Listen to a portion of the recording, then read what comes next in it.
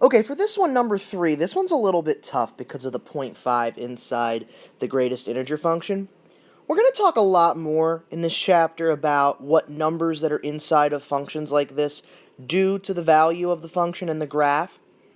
For right now, though, let me just kind of give you an idea. So in class, remember when we did these greatest integer function problems, we broke our table of values. Instead of discrete values, we did sets of numbers. Right, we went from like -3 to -2, and we said they all have the same greatest integer. Well, since we have 0.5x inside, what we're actually going to do is, instead of making each row of our table, so we're going to do x and f of x again, the same table we were kind of doing in class. Instead of making each row from one number to its consecutive number, we're going to make it be every other number. So here's what I mean. We're going to go from -6 to -4, -4 to -2, -2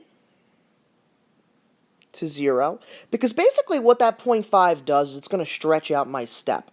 And if you don't believe me, pick a couple values in each of these regions that I'm drawing, multiply them by 1/2, and figure out the greatest integer.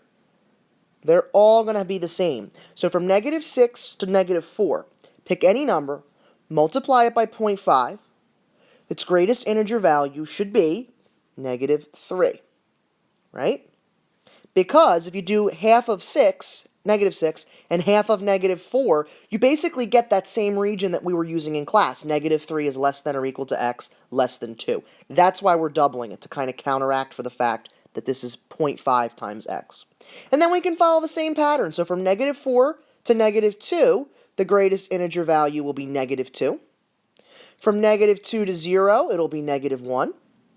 From 0 to 2, it'll be 0. And from 2 to 4, it'll be 1. Okay, so let's do our steps. So this starts on the x-axis at -5, and we have the region for -5 to be at -3 on the y. So I'll graph that up to -4. Now, from -4 to -2, we do a step at y equals -2. We have a filled-in circle on the left, a step, and then a hole at the right. Because remember, the right end points are not equal to. They take you to the next integer. Okay, from -2 to 0, we have a step at y equals -1. And then we can kind of follow this pattern all the way up.